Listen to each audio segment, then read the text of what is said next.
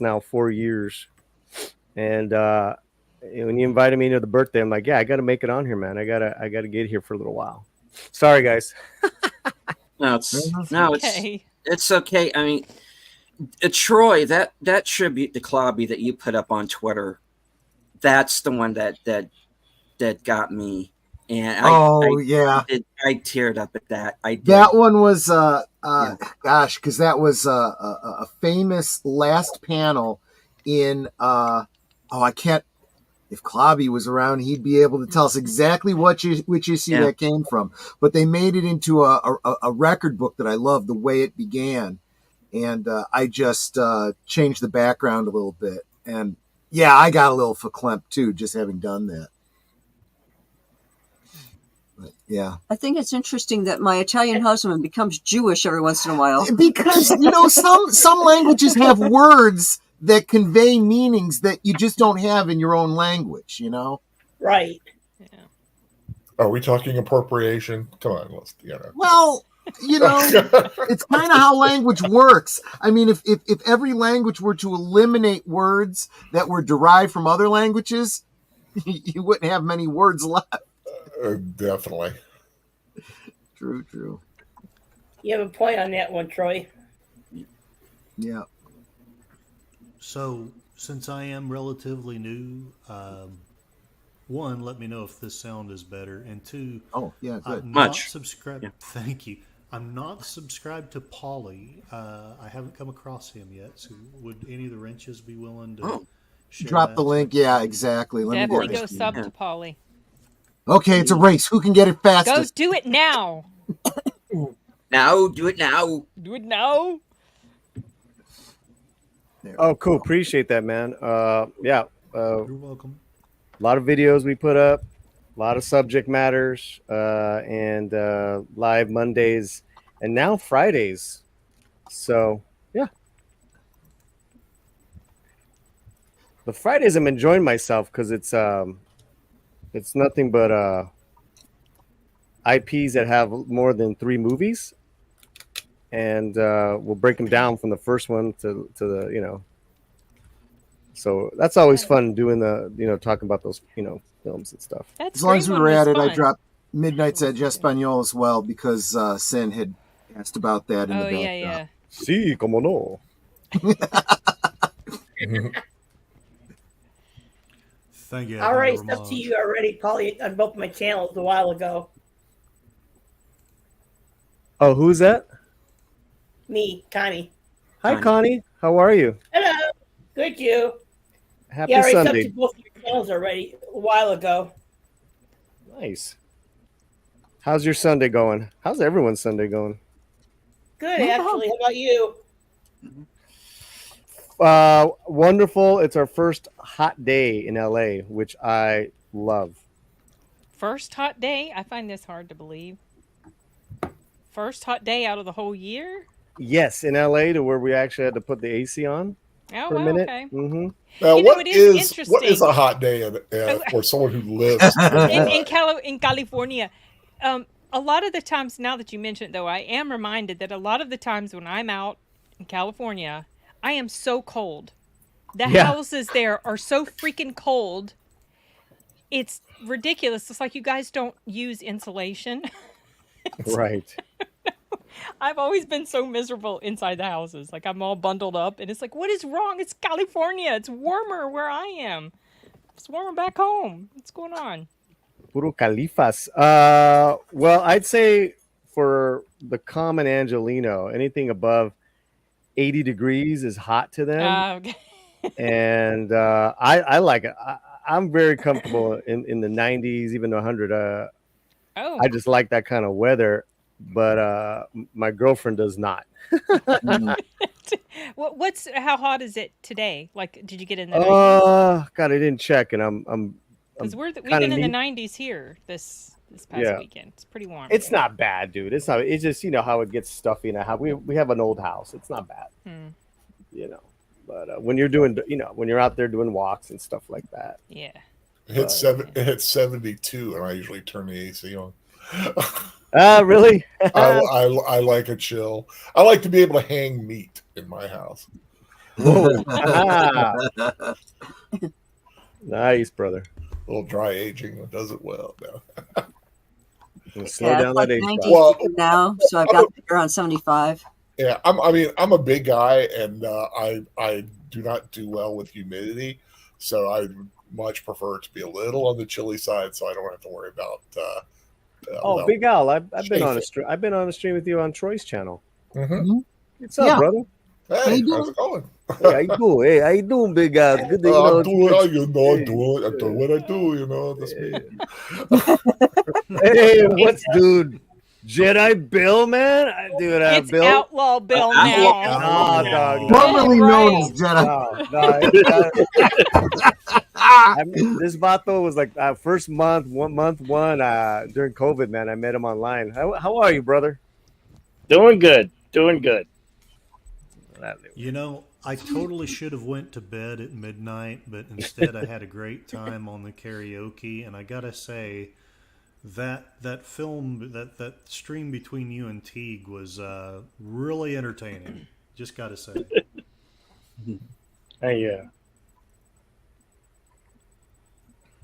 Yeah, I'm sorry I couldn't be there for that last night, Bill, but I had kind of too much going on, and I was asleep by the time it was over, unfortunately. So I wouldn't have made it. Okay. I wouldn't. No worries. I We had definitely paid the price. We had a great time as usual. How late were you guys streaming until? Probably until like 3 a.m. Eastern. Oh, Yeah, that's least, almost like yeah. what we Torch. did. That's almost like what we did last week. I start Midnight. 7 p.m. Pacific time, and so that's like 10 p.m. Eastern. So Right. it can carry over a couple hours because we Oh, have wow. so much time. Yeah, but it goes by really fast. Yeah, I only intended to sing 2 songs, and all of a sudden I turn around and it's 2, and I'm like, oh crap, I might as well just stay till they're done.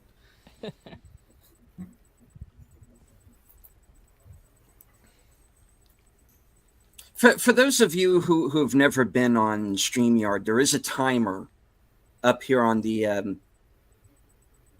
top The upper left. Yeah. upper Upper left. left. Yeah. My left, you're right. No. And you know, The other on the but left. sometimes we get so engaged in our conversation that we do not see that passage of time. Mhm. You know, and Yeah. I'm not someone who's given to doing these sort of all night streams. At least I don't plan on it, but sometimes it does happen. We do go a little bit over. When I did the first few episodes of The Other Side of Midnight, it was more of an all night stream, and then I decided that's not for me.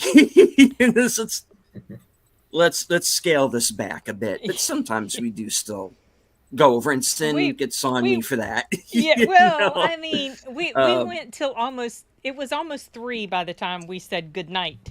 And Yeah. like, I don't think I can do that like on a weeknight because next day's Monday. My Monday got off to a late start because we had streamed so long. So I'm like, tonight I'm gonna set Yeah, a timer for myself. tonight we're going to keep it tonight we're going to keep it short. Hey, Troy once had an accidental I 5-hour swear. stream That's true. for his birthday. Oh wow. Yeah. When you're celebrating, time gets away from you, even when you got a timer. You guys, anyone watching House of Dragon tonight? Season Yes. Oh, it starts tonight? Oh, cool. I usually 6 catch. p.m. 6 p.m. and pretty soon here on Pacific time is when it's available. I usually, Oh, I it's 6 p.m. Pacific? 6 p.m. Ooh. Pacific. They Yes. show it early for Okay. you guys. Yeah. Okay. Well, It's 9 it- p.m. East Coast. That makes sense. Yeah. Well, that's Oh yeah, Yeah. derp. That makes sense. No, I'm. Yeah, I'm not we're watching. rewatching the last 2 episodes of season 1 to like, Refresh your memory. yeah. So I did that all last week. Yeah. I never watched the original Game of Thrones, but I did watch House of the Dragon, and I really enjoyed Corey? it. Well, Although I hate- Um, terrible things about the last season of Game of Thrones. The last, Not, well, not it's just more or the less last, but the last 3 seasons of. Yeah.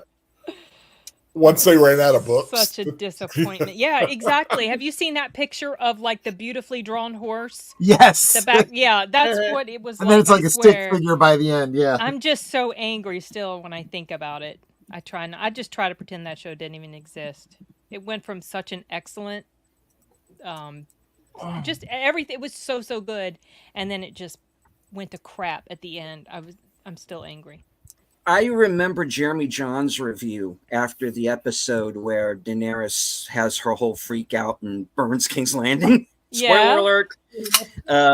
I bet that was And it's just- hilarious. I love his Oh, yeah. reviews. How drunk did he get? It's like, supplies, and you know, He is so funny. He is, and he says, all of you people who named your kids Daenerys, you're rethinking that right now, aren't you? No, Right. Danny. Yes, I named you Danny after your uncle Danny, who you never Yeah. met. Go play outside now, Danny. Go. Oh, that's funny. It's like, yeah. Well, I put up a photo today of Olivia Cook on our community tab, Mhm. and it's a photo shoot. I mean, yeah, of course she's drop dead gorgeous, which the Latino yeah. slant is very pro gorgeous, Latinas. Boom. And any just gorgeous woman will, hey. So I put the photo up. It's a black and white. She's in a black dress, and I put the Green Queen in black. Oh.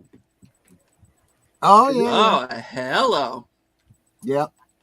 It's a good Where's one. this? Where's it at? Where am I? It's Where? on, it's on the I'm gonna have to Latino go look slant at this. I'm gonna community have to go tag. look at this. Oh, I am I- going to Picture. need I keep it's it. It's She's tasty. just very Thank you. okay. Yeah. She's a just- very attractive she's woman. just gorgeous, man. I am She going to need a is, moment yeah. alone, boys. No. Oh, Give me my sorry. bunk, right? I didn't say that. The thing is, Here's You know the what? and I said this back when, just after Game of Thrones had wrapped, I said what really hurt the most was, especially that last season, I could take the story as it was presented and imagine that George R.R. Martin had given them an outline. Hello. Sorry, I just got there. There you go. There you go. Come on. George I R.R. heard he gave them an outline. He gave them an outline, and they literally filmed the outline. That outline should have been seasons worth of story. All of the Yep. plot points were there, and I was like, yes, I can see these plot points, but none of them are earned because you didn't build up to any Yep. of it. So Exactly. clearly, you can't tell a story if it's not spoon-fed to you. Bro, that's exactly my review of the Acolytes. Pretty much all their episodes, but this Mhm. latest episode, it's bad experimental theater. Like they just give you outlines, but you go ahead and make up your own shit, and we're gonna film it. And that's, and Paulie, I've been seeing some other channels, talking about it. Some of them are really, they're trying to be objective, right? And the one guy's saying, I think that what a lot of people are upset about is this and that and the other. And I think you got to understand that as an audience, unlike other shows, we're not an omniscient observer. There's a lot of things we don't know. And I think we're going to discover later on that there's a twist here and this and that and the other. And it's like, I'm sorry, bro, but I've heard that about every other Star Wars, all these fan theories about where they think it's going to go, and you get all excited, and then you get to the end, and it's like, nope, there, none of that. All the fans had better ideas than the people writing it, But we'll see. Maybe he's right this time, No. Well, No. I mean, even if there's some clever, non-linear gotchas, it's still pretty cheap. And then how is that going to fly on your second and third viewing? It doesn't. As a season as a whole. That's the problem. Is that maybe this should have been just a 2-hour movie idea. Besides all the message stuff. Besides the message stuff, it's just bad storytelling. It's bad dialogue, you know. And you know, those last couple of seasons have been good, taking it back to Game of Thrones. Yeah. Very much like that. Yes, exactly. Characters doing very uncharacteristic things, and that's not that's not how storytelling goes, guys. You know, so yeah, I'm with you. Yeah. And that's Paulie kind of throwing back at me what I once said about The Sixth Sense. How is your rewatchability on this after you've done all your twists and gotchas and whatnot? Good point, Paulie. I could still watch The Sixth Sense and appreciate the filmmaking. It is better writing though. That is dialogue. Yeah. No, you know, it's like a Hitchcock, man. You know, and you know what? It's nice to watch it every. That's right. You can rewatch Vertigo, for example, or whatever. We just saw Rope. We just saw Rope the other night. I mean, oh, nice. You know, the best stories are the simple ones, and then there's a twist. Mm-hmm. You know, or so yeah, man. It's just. Well, but then again, there's the David Lynch stuff. We're kind of going through that on Deleted Scenes channels on Tuesdays with Twin Peaks, Fire Walk with Me, all that. And we've come to the conclusion that it is, you can watch it over and over and over again for 40 years and still have stuff to talk about and do a show and do a deep dive and still love it and still not really have all the answers, right? Yeah. Indeed. I do not want to ignore the chat, who has really been jumping here. So that being said, I just saw The Coffee Table for the second and a half times. Seen it two and a half times now. Someone had suggested that to me before it came up on the Film Threat live stream, and I already had it in my watch list. But the problem is, I'm a little concerned. So, like, Chris Gore really loved stop motion. I hated it. So I get a little concerned now. Stop motion, the movie. Stop motion. In a movie? Motion? It's called Stop Motion. That's the actual movie name. And so now I get a little bit hesitant if he really loves something. Now I'm like, I don't know. Oh, well, I saw it. He told me to see it. What's the film? It's called the Coffee Table. Oh, it's from Spain. And it just debuted on streaming recently. Yeah, I forgot which outlets it's at. So it's a very dark tale. It's very disturbing. So I would not read about it. I wouldn't watch the trailer. Yeah, I don't want just know that it's very disturbing, but it's so well done. And and there is humor in it, which is so bizarre. Right. So it's like a black comedy then? Or darker than that? No. Okay. It's a dark, disturbing story with some humor here and there. Okay. You know, but going back to what Troy's saying, it's a very simple story. Mm-hmm. It's very simple when you break it down. It's kind of shocking, but it's not like Hollywood gotcha shocking, which is even better. You know, it's in the moment, and you're just like, oh my god, wow.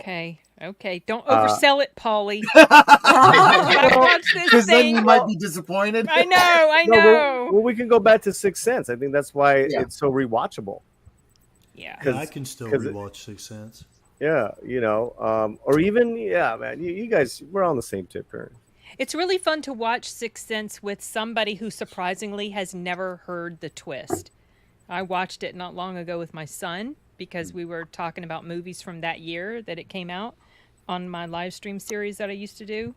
And he had never heard it. Surprisingly, his whole life, he'd never heard this twist. So that was really fun to watch it with him. And, you know, the reveals happening. That was cool. I've even said about it that it definitely has at least one rewatchability, because when you get to the end of the movie, you're like, oh crap, now I want to go back and watch it all over again. See all these signs I missed. Exactly. But I like to just watch it because of Toni Collette's performance. She was really good in there. Signs is my favorite Shyamalan. Oh, Signs is really good. Yeah, Gotta love that one. that's my favorite as well. Yeah. Good flick. Very good. Well, of So course, every my time- favorite movie's The Happening. And Yeah, yeah, because sure. Wahlberg talking to a plant. Jesus. Come on. Well, I you know, have you got find to an know. actor who you're on the level with, and you stick with it. So, Send letters to Big Al Presents. And I love correspondence. No, actually, I think Mark All right. Wahlberg's a pretty decent actor. I just was going Yeah. for the cheap laugh, which I always do. just not in that film. True. Oh, that was Yeah. he wasn't good. Very good. I in love there. Marky Mark. What was that old ass movie we saw with him and a Silverstone? Oh crap. He was like the bad boyfriend. He would like slap her around. Oh, yeah. Fear. Fear. Wait, that was Oh, Reese. I've never that seen was this. that was Reese Witherspoon. Oh, same thing.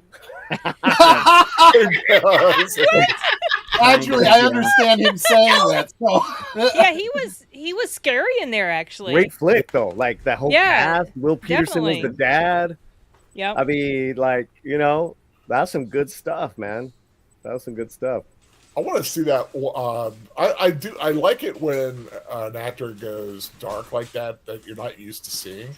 I've been wanting to see it. If anybody here has seen it, I can't remember the title, but it stars Dan Stevens. And Oh, he's the like one where he's the guest. Something like the guest The or guest. something. The guest. I think that's what it's called. Yeah. He shows up. He says he's the friend of one of the family members who he had served with that had died. Right. He's like is that the one? Yeah. Yeah, he that's was it. definitely dark. He was dark in there. He was dark in Abigail too. Yeah. Oh was. yeah. I like that film. That I was a did good too. one. I saw Abigail it was twice cool. on the big screen. Yeah, It Abigail was cool. fun. Yeah, I enjoyed it.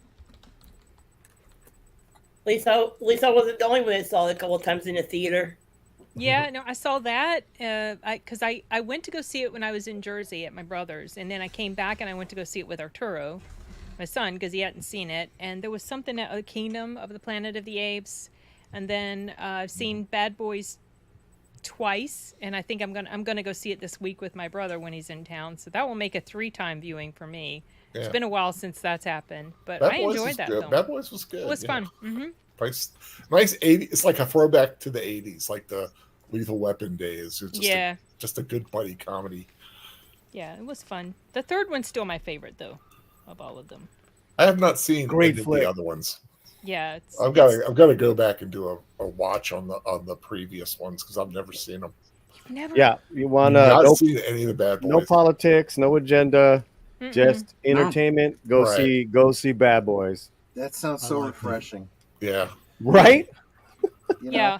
Although And- I did hear it was a little self-referential in a good way. So Yes. Yep.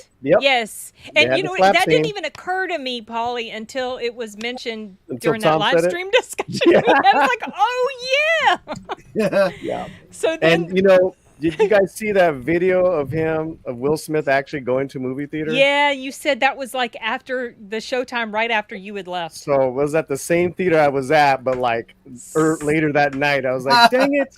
Such a bummer. I could have Yeah, got Will Smith on the slant. He shows up and he's wearing a mask. He's like one of those, like yeah, a he's just surgical hiding mask. out, man. It's a good video. It is. It's good. And he starts to ask them like what they thought about it, and they're like talking with him, oh yeah, and then they realize, oh, what, it's Will Smith. It was funny. that's very funny. It was pretty funny. It was cute. Well, Stephen, what's your birthday wish this year? Good question. Yeah.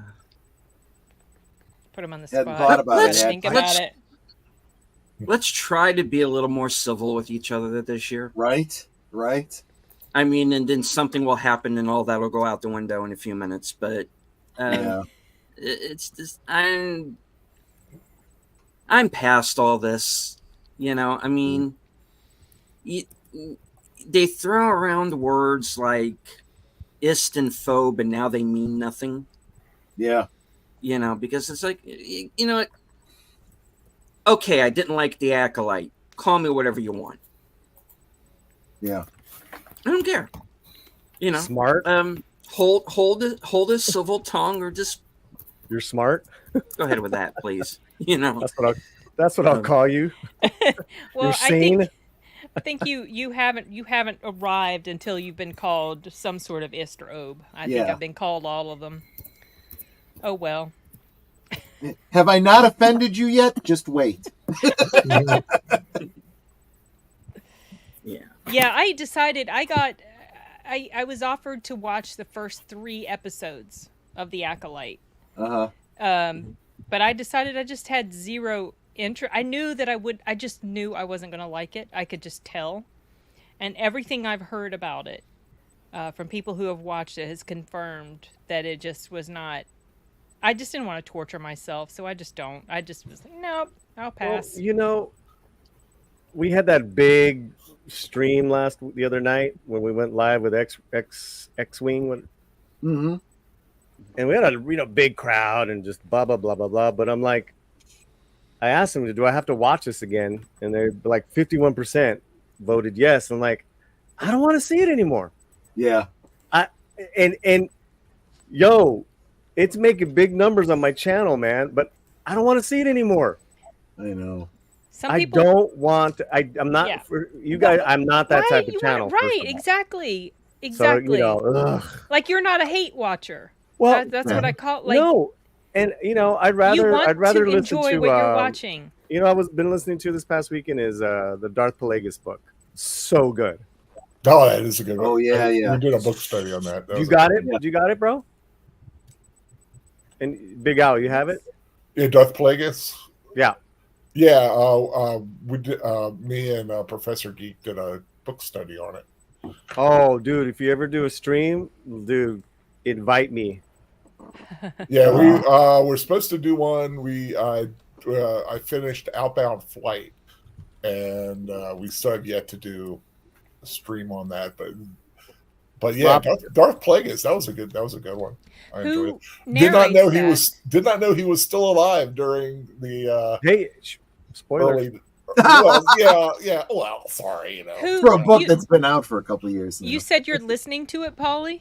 Yeah, it's on Spotify now. I'm Spotify Premium. Who narrates it? Or is it like a multicast? Is it like an audio drama type thing, or is it an actual audio book? It's just one vato, Who? British dude. I don't know, man. I could find out. Hold on, I've got it on I'm my just arm. curious if it's a narrator I've ever heard of. Why are you getting on my case? Because I want to know the answer to these questions. All I just said, Here we I'd go. rather listen to that than why. Hey, what's up? Kurt? Hey, Sashi. I'd rather listen to that than watch The Acolyte. I don't want to watch it. I don't coming up blame this you. week. If you know it's something you're not going to enjoy, Well, it just I totally get it. The author is Daniel Davis. Yeah, I don't blame you there, The Paulie. narrator. Who's the narrator? Daniel Davis. Okay, never. There heard you of go. The narrator's like I think it's the guy who played Niles Yeah. From and The Nanny, Moriarty yeah. on TNG. yeah. him. Okay. Hunt I for Red think October that's- as well. I think that's Yeah. them. Oh. Yeah.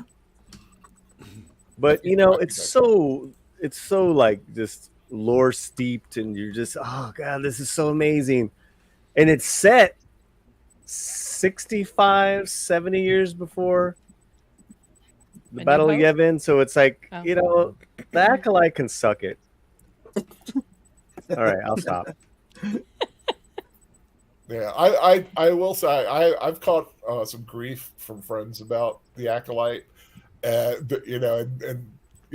like you said about people, they'll watch it just to, they know they hate it, and they're just gonna What's going to get them rip clicks? it. Yeah, It's going to for the get them clicks. attention. I can't. And I can't watch do it. One, I don't hate it. I'm not saying I'm like totally enjoying it, but I'm intrigued. Oh my god! I'm very easy to please. How far I'm have you just seen wired it? that way. All? I've seen Like all how three- far into it? I've seen all 3 episodes. All 3. Okay. Yeah. Oh, you made it through that third Yeah, one. the third one definitely, as I said on I believe Troy asked me what I Mhm. thought of it, and I basically said it was different. Yeah. Yeah, that's the way of putting it. That was a way of putting it. But I'm intrigued to see the mystery play out. I want to see how it ends. But me, I watch something and I will literally do 10 words on it, and then that's all I have to say, and I'll walk away. I'll do one video about it. I don't do like one per episode or anything like that. I'll watch a whole season of something, and a lot of times I can sum it up in 10 words and just walk away. And I think that I think it's worse for YouTubers that do reviews and commentary on it, because what you just described, Paulie, the people voting for you to watch it, the vote is just, we want to torture Paulie, we want to mess with him, make him watch it again, because we're just gonna troll him. Yeah. The multitude of masochists. Yeah. I mean, you guys have been with me, for years now. That I review a lot of stuff people haven't heard of, but what's people's biggest complaint? We want something new, fresh, and original. Right. You review it, barely anyone watches the review. Right. Exactly. No, you're right. You do a review on, I swear, House of the Dragons or whatever it is. Yeah. Boom. Yeah. But you know what? As long as you're having fun and having a good time, I'm just not having fun watching it. No. But the House of the Dragon, I'm excited because Romy's going to be doing the reviews with me. Oh, cool. Yeah, she's done 3 reaction videos with me, and Yeah, I like switching things up. I don't stick to. I'll even like float around into weird stuff.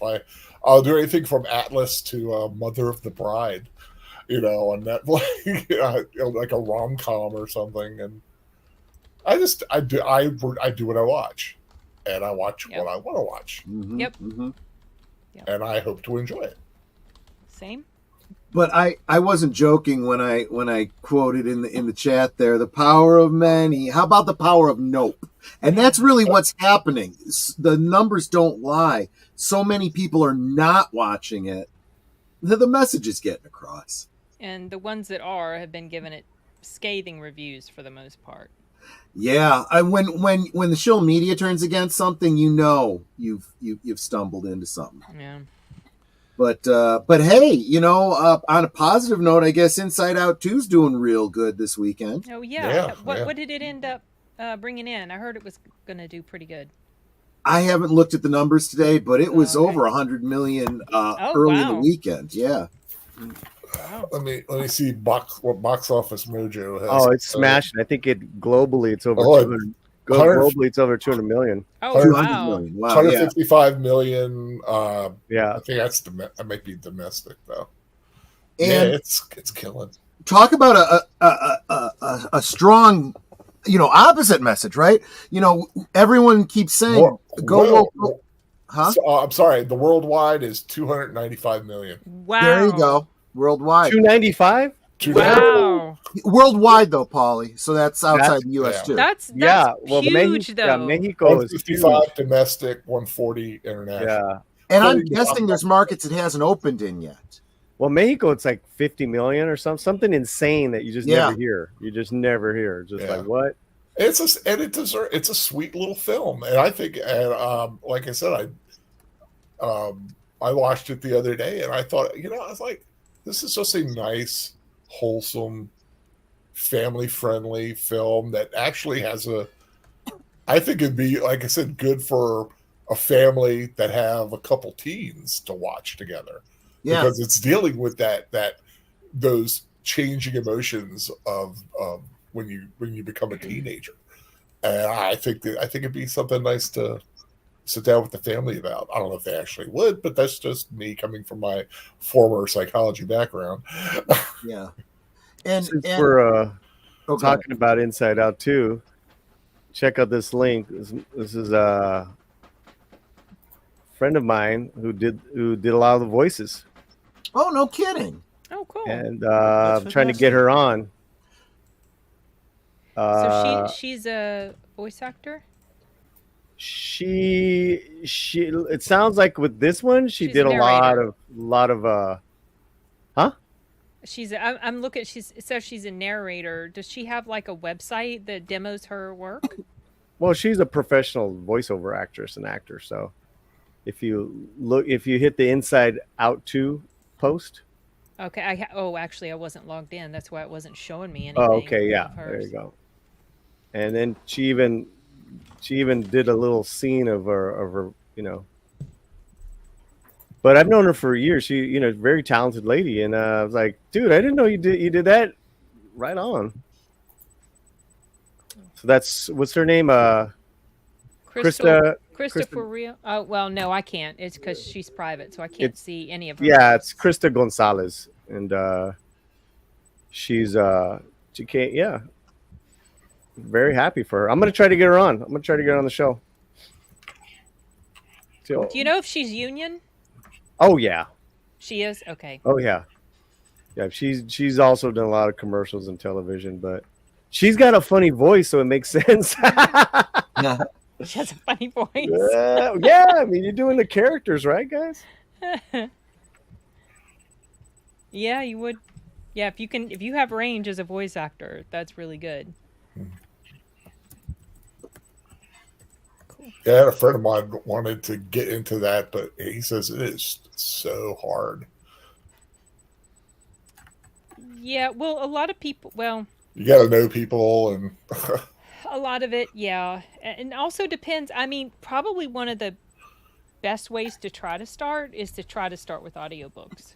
Because you get yourself a good studio set, you set up something decent, you could record in your closet, and you could, get yourself on ACX, try to land a couple of auditions, or, submit auditions, maybe get some books, and work your way up from there.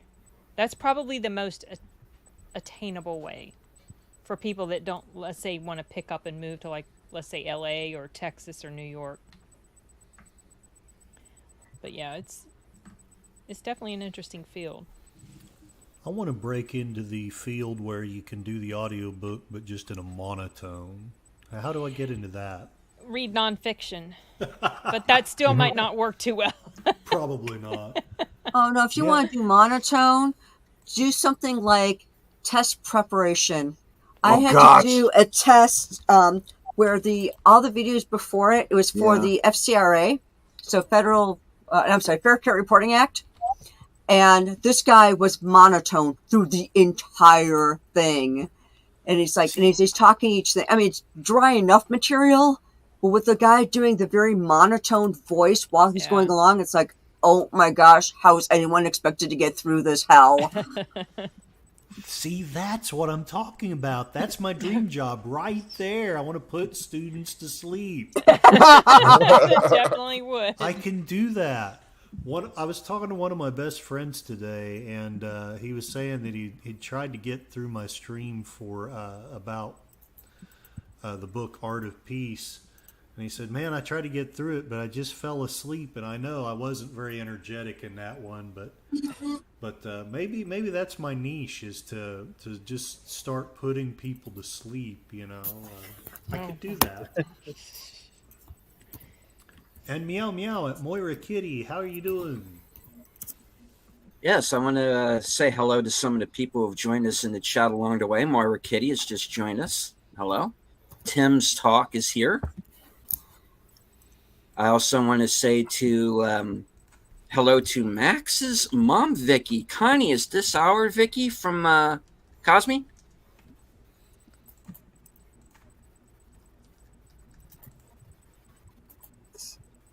No comment. Okay, moving on. Well, remember there's that 30-second delay, so, Okay. And then they got to type back, so. Right. Okay, and Tim asking, so you be 51? How old will you be in 18 years? Yeah. Say it. You want to say it. 69. All right, moving on. Nice. And Hey, Carl. joining us from the UK, Carl, shout over to Raven. Raquel joined us. Hello, Raquel. Thank you. Wokies, movies, and music, of course. Corey. A $5 super sticker from Aged Boomer. $5 super chat from Curtis Shelby. Happy birthday. I'll be in my bunk. Absolutely. Mikey CS4 was here. Have a good night, everyone. I'm off to a Gorillas watch party. Gorillas. Right on. Good. Of course, Lady Mist joined us. Lady Beast. Netters Network for $5. Happy birthday to the guy who never sleeps. Left trying. Joining us from the All you future. guys are- all you- Sashi. When do you sleep, by the way? I haven't figured that out. You are Sometimes during I streams. do. I think he's like lately, a board. sometimes, during yeah. the karaoke streams. Yeah. I think he's like a board. He just has a recharge station. He like stands there for a while. And You it's will be recharged. assimilated. Deep Penzak I'm in the the one who house. barely sleeps. All right. And I So- think that is everybody. Since I believe I am the newest one to this community, at least in this forum, deleted Stephen. I know some of us newbies would like to know, how did you get into YouTubing? Wow. Okay. Yeah, you might not have heard this story. All right. Nope. Well, during the Hey, before the you start, virus. I got a split. Oh, Okay. Paulie. Okay. Thank you very Hi, much for being Paulie. here, Take man. care, Paulie. Polly. Appreciate Take you, care, Paulie. Paulie. Nice to meet you.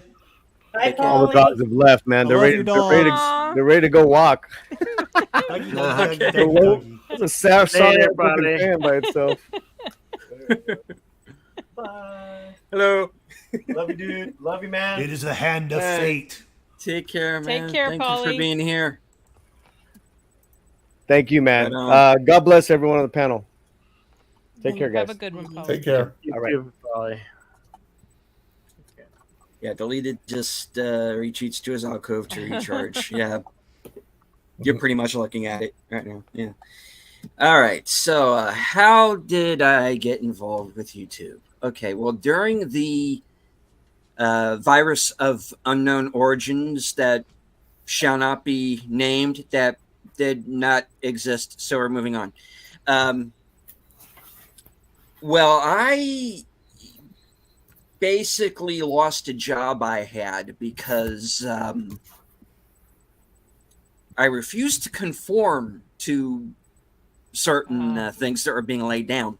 You were That, taking a stand for bodily autonomy. Double Basically. plus ungood. Report to the food vat, citizen. Yeah. So Yeah, you didn't get the jab twice. I did not. Neither did I. No. I Anyway, got it once, and, and that was enough. I didn't get it at all. So Hallelujah. let's see.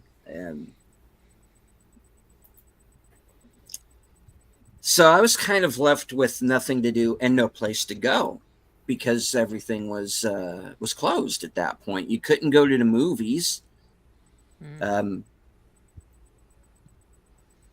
There were a lot of stores you couldn't go into unless you were like triple jabbed or had 5 masks on. And I'm like, forget that noise. So it's called an immune system, folks. Yeah. Look into it. It works if you take care of yourself. So I started watching a lot of YouTube because I was getting bored with what was on television because that's when I was really starting to notice the woke. And so I stopped watching a lot of commercial television and was starting to lean more into YouTube and streaming.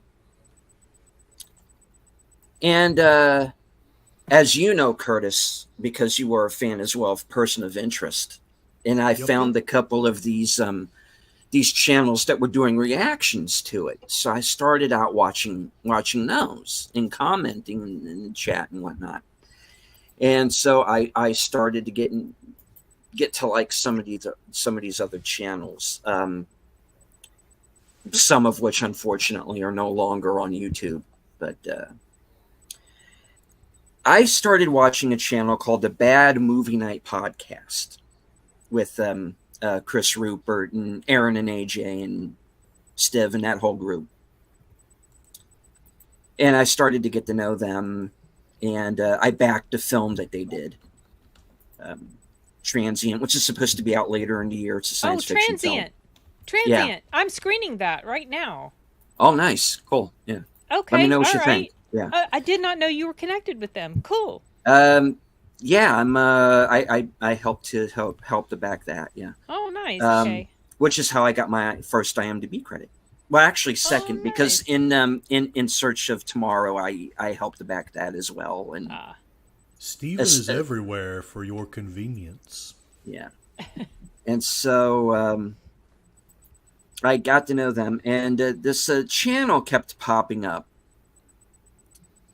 on my queue, called Midnight's Edge. And so it kept popping up on it. Watch Midnight's Edge. Okay, later, I'll hold it aside. Why are you not watching Midnight's Edge? I'm getting to it. Why aren't you watching Midnight's Edge? Okay, don't hurt me. I will click on it then. And that was the whole. That was the period. And hello to Pops. Hello, Pops. Yes, hello, Pops. Howdy, Pops. Good to see you, man. And I love that guy. Cool. I do too. Yeah. And that's the time when they were doing Fan Four Stick and Trankgate, those series of videos, and starting to realize this is no way to run a railroad. And to the point that I was starting to wonder if they weren't overstating things. I didn't believe it at first. And then I saw the movie and I went, oh, no, this is awful. Watch that movie up to where it says 1 year later and then stop. For the love of God, stop. Because everything that Midnight's Edge was saying about that movie and what was going on behind the scenes, it all turned out to be true. So I was like, and this is way, way back. They didn't have Tom yet. There was still Kevin editing and narrating their videos. So I go way back with Midnight's Edge. Wow. And I started to, I showed up on like their second, I think it was like their second member stream was the first time I had ever gone on the air for anything. And so I got to know them. And hello, Boomer. Hey, Thank you Boomer. for joining us. Hey, Boomer. Boomer. Hey, Hi, Boomer. Boomer.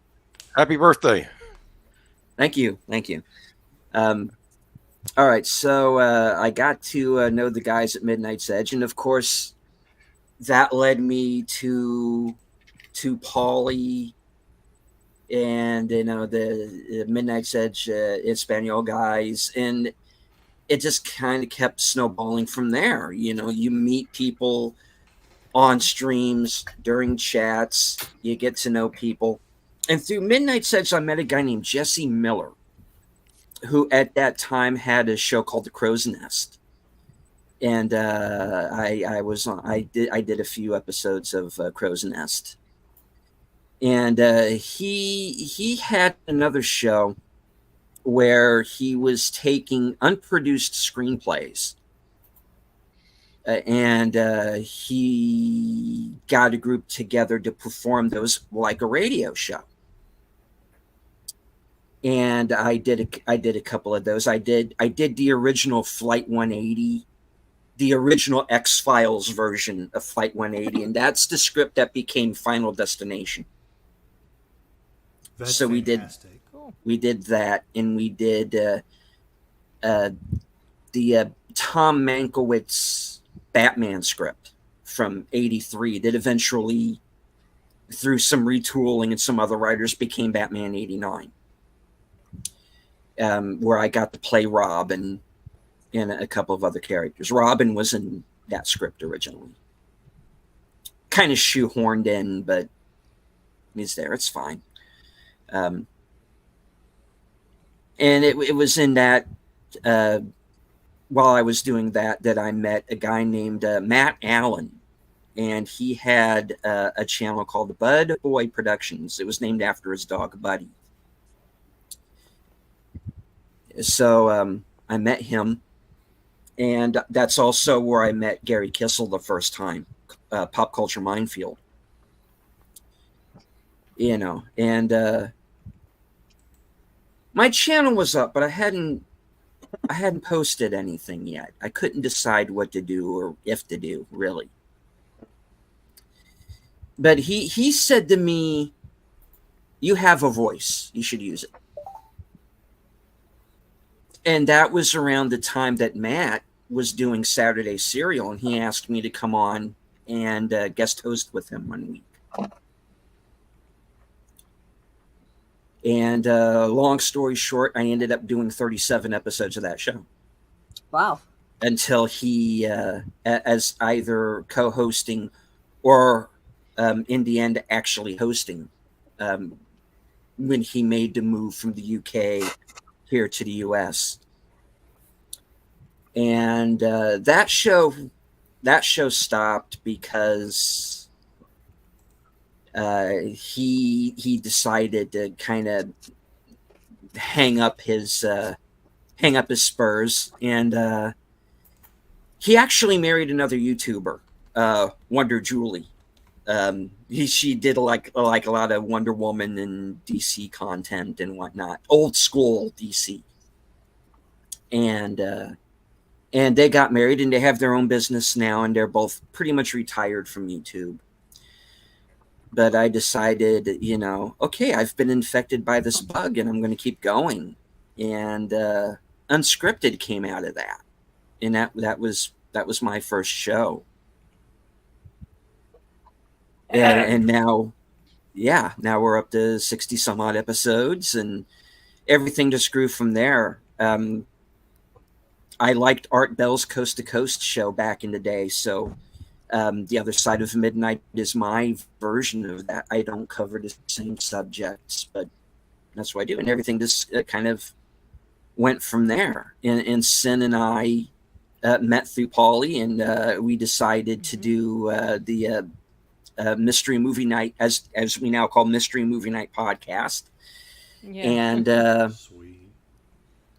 And we've kind of dragged the other Paul into it from off the cover. And he's so now he's doing that show along with us. And of course, you know, I met Troy and Netter, I think, probably through Paulie as well. Or was I think so. Midnight City was one of those. And that's right. Blame him for it.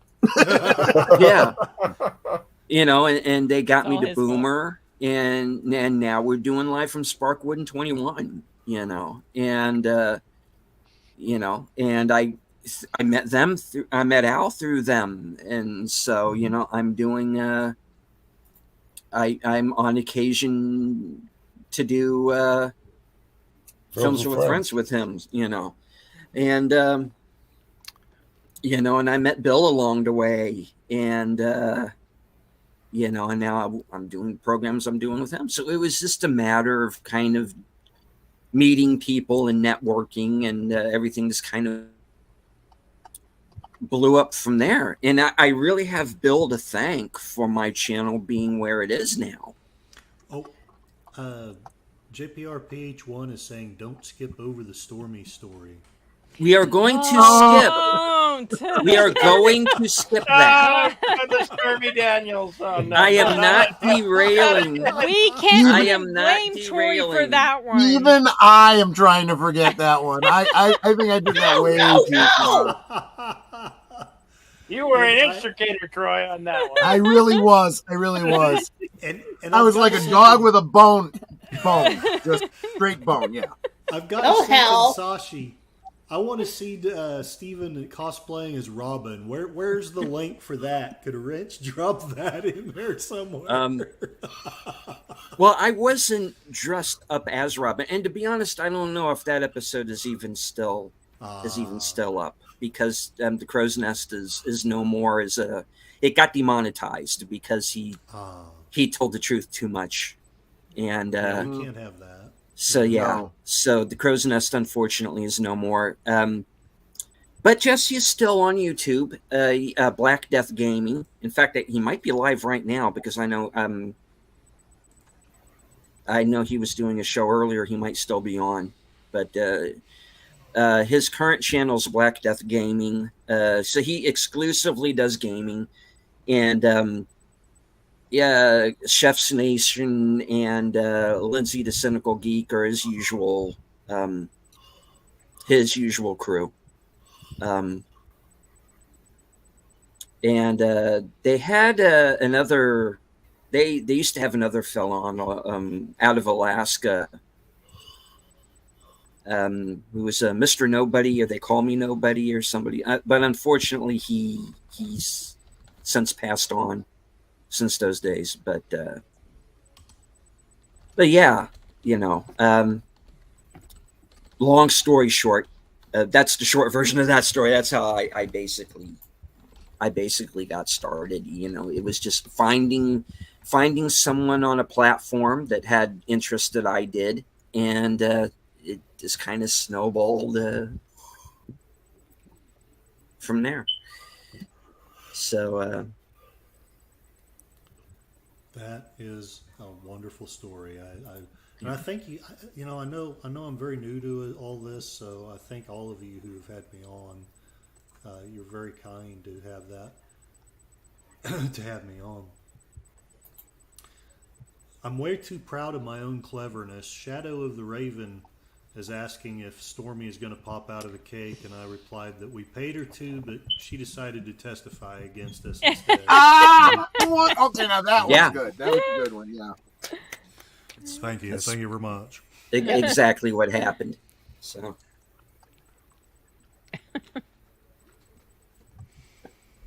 Anywho, Boomer. Oh, hi. Hi. Hi. I'm here. Sorry I'm late. I was having to wrap up other stuff up, but No, thank you that's for having me on. okay. I know it's not your birthday yet, but I figured I sent you a sticker too, I think, didn't I? You did, and thank you very much once again. And we for, know why you're really here. You're all right. really here to tell me I only got 15 minutes, and then I got to wrap it up over here. Closer if you want. It's okay. I mean, I think we're all ready. Yeah, you're fine. So what are we? Don't show up when you pay for them. They don't show up when you click on them. I guess. That's Unfortunately, no. Yeah. Okay. Get on that StreamYard. So, Boomer, Geeky Geezer's coming up here in less than a half hour now. What are you and Troy going to be covering? Well, we're going to be talking about the Pops had done a thing on his channel, so we're going to talk about Welcome Back, Kotter, because it's coming back on DVD. What? So we're going to nice. do maybe a little retrospective on that. We're going to talk about bad Doctor Who ratings, apparently. The Return of Lollipop Chainsaw, which I'm rather excited about, but Troy doesn't know what that is. And the Lord of the Rings anime film. Well, but it gave me a great clickbait to put into the thumb. Oh, cool. Sorry. No, I said that I don't know what this lollipop doodah is, but it gave me a great. It gave me a It's great an little Xbox 360 game. Yes, now they're re-releasing it. Yes. Yeah, but it gave me a great little clickbait to put into the thumbnail. So there you go. Yes, it did. That was a popular one among cosplayers years back. I have no doubt. I have no doubt. I do think it's kind of funny. These people that come into fandom, and I mean these writers and directors and whatnot, and game people and so forth, that pontificate about the male gaze, and how women are mistreated in gaming and fandom. And then you go to Comic-Con and it's all women in these outfits. Yeah. I'm like, okay. Yeah.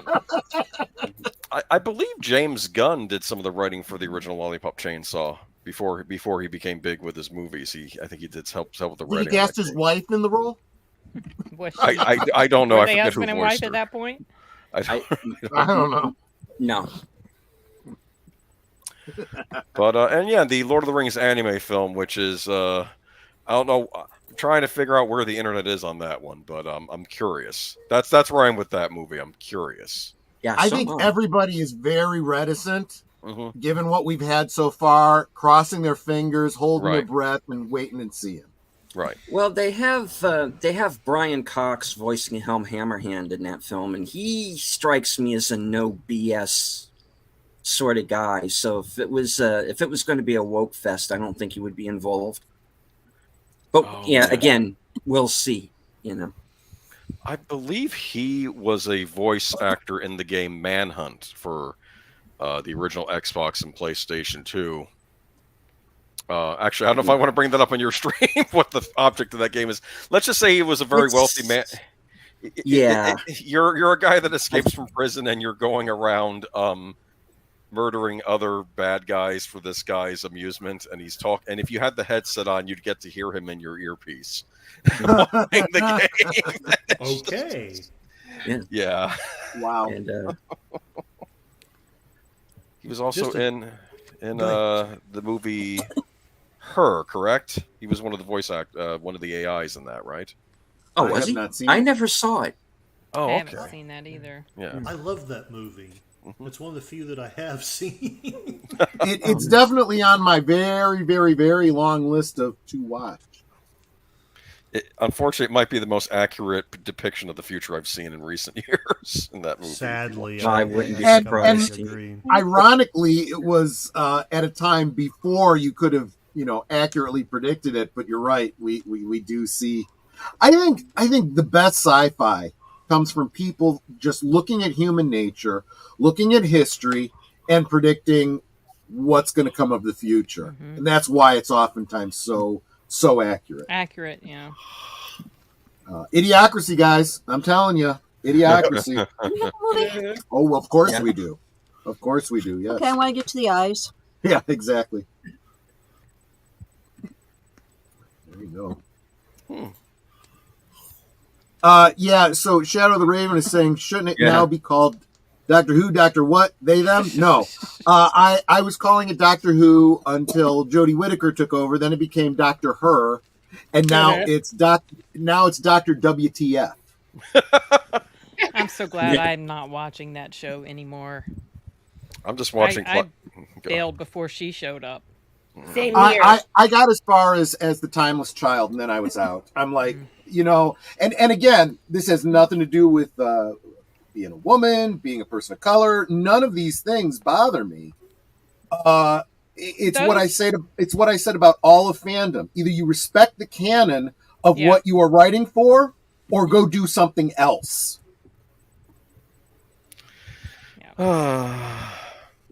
Well, to me, making the Doctor a woman, no. I was on the same page too. I was just like, nope. But he can regenerate. Yeah, there's never been any indication ever that he could potentially turn into a girl. He's always been a man. He had a family or whatever, what the hell ever. Like, nope.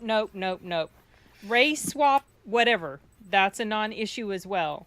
But there's never been any indication that he's a woman or that he's gay. I don't know if this latest Doctor is gay. I feel like they missed an opportunity when they had the Doctor, cast as Jodie Whittaker.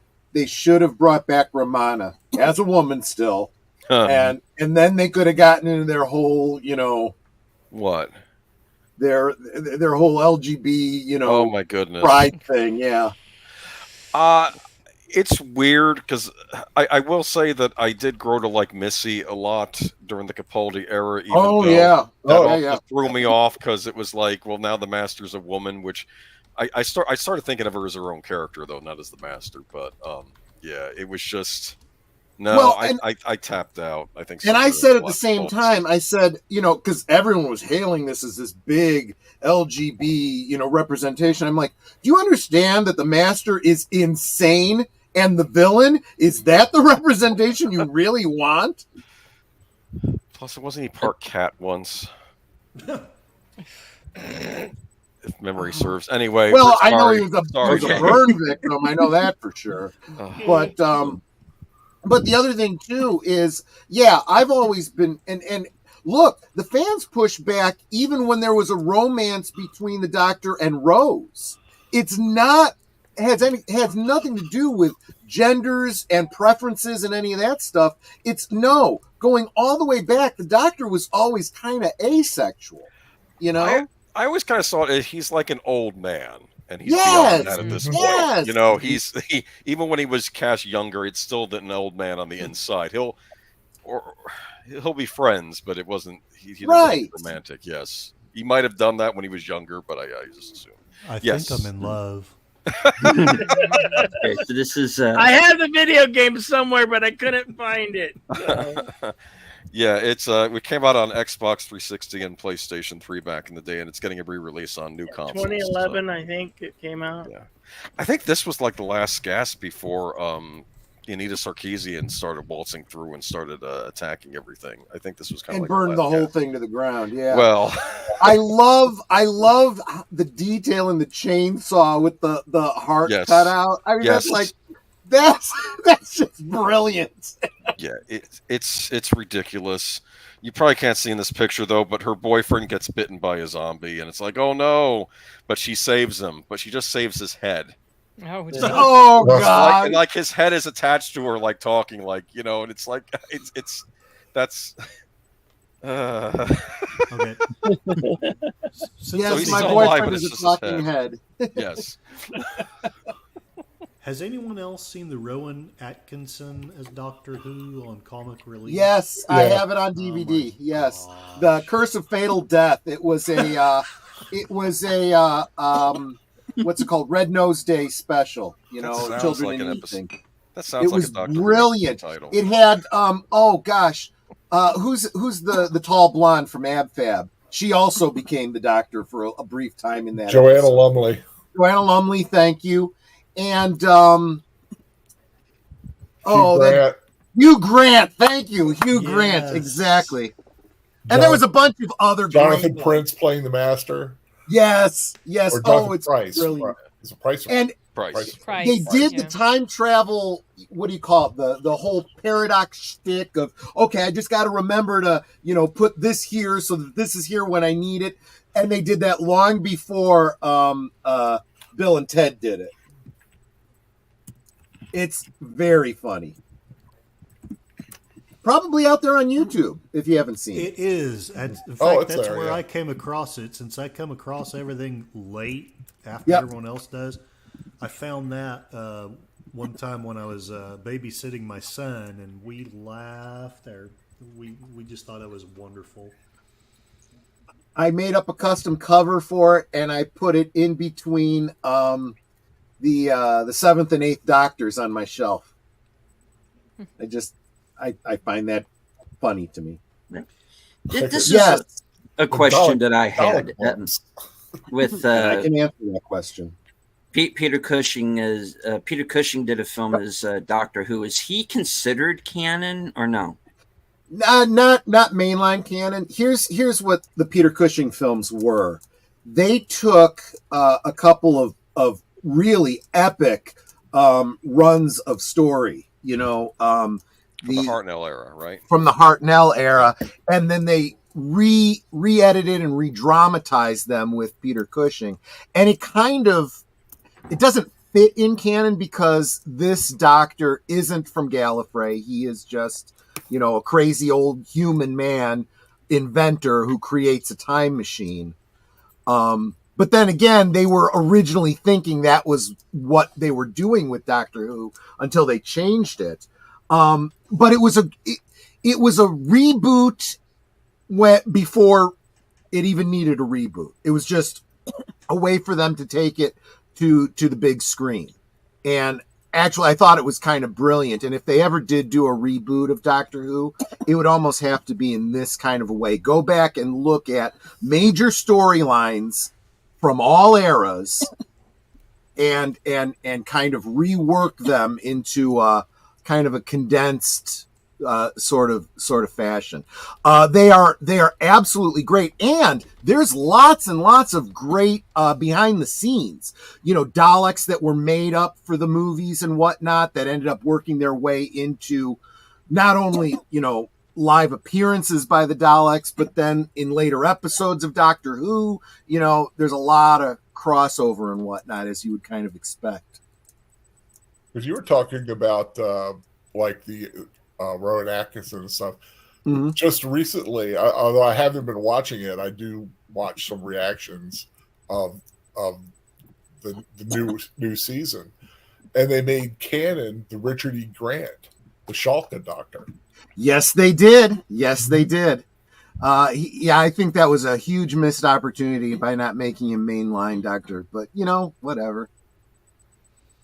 But yeah. What are you gonna do? And Carl's asking, wasn't it a Hammer film? It definitely had that kind of feel to it, but Amicus, the Hammer rival. Okay. Hammer, like, they were their rival for Hammer. They had a lot of sometimes you can confuse them. They're similar in the way they look sometimes. Yeah. Yeah, and Amicus BBC TV Productions, and it was distributed by Regal, I believe. Someone might want to double check me on that, but yeah, it wasn't Hammer. But boy, you watch it, it's definitely got that kind of a feel, that era of British cinema. Yeah, it's yeah. I see why. Dalek Invasion of Earth 2150 was distributed by British Lion Columbia Distributors. Yeah, that's what it says. And okay, Sashi, take care. Enjoy your lunch. Bye, Sashi. Bye, Sashi. Lunch is good. Bye, Sashi. Bye. I forgot he's on the other side of the world, isn't he? Yes. Yeah. Fun day over there. 12 hours ahead of us, I think. Talk about the other side of midnight. Oh my gosh. He really is. He literally is. Literally. Yeah. He's such a great supporter, though. He is. He is. So when are we going to start a Hollywood Square stream? I think. Oh gosh. Oh, that'd be funny to do a game show. Good. That would be, yeah. Actually, with Netter in the middle, it's almost like Brady Bunch kind of thing could happen. Alice never looked so good. Hey, I've got to an age where Alice is hot, so. That happens, doesn't it? Yeah. It sadly does. Yes. Just a few years ago, I was like, I never thought, but. You go from Marsha to the mom, and then, Yeah, exactly. Things change as you get older, I Alice. guess. I could so ask her. I mean, she has no gray hair, virtually no wrinkles. She she's can probably cook. in better shape than me. And she can cook. She can cook. And she doesn't spend a lot of her wardrobe. She has the one blue dress. I'm sold. Sign me up. I'll date her anytime. And from what I understand of Ann B. Davis behind the scenes, very Christian woman. I mean, she got very involved in her church after she retired from acting. That's cool. Riff Tracks, according to FKHC, did the Peter Cushing. I will have to look into that. I will have to look into that. Absolutely. She was getting meat from Sam the Butcher. Yes, she was. Indeed. Yeah, going back to Riff Tracks a second, you want to know how to fall asleep. That movie they did, Miami Connection. You want to talk about bad movies? I have never made it through that movie. Wow. Because I always doze off. I mean, even with the Riff Tracks version. Okay. I will doze off. That movie is my kryptonite. I got so many. Jim Cotta. Yeah. I remember seeing Jim Cotta in the movie theater when it came out. Most nights I fall asleep to Riff Tracks, The Talking Cat. Oh hell! Wow! I haven't seen that one yet, but it is. Yeah. God, Jim Cotta, man, I remember that movie. Yeah, Jim Cotta. Kurt Thomas in the action epic Jim Cotta. Yeah. And I waited years to see that movie, and I finally had my chance to go, okay, here we go. Showtime.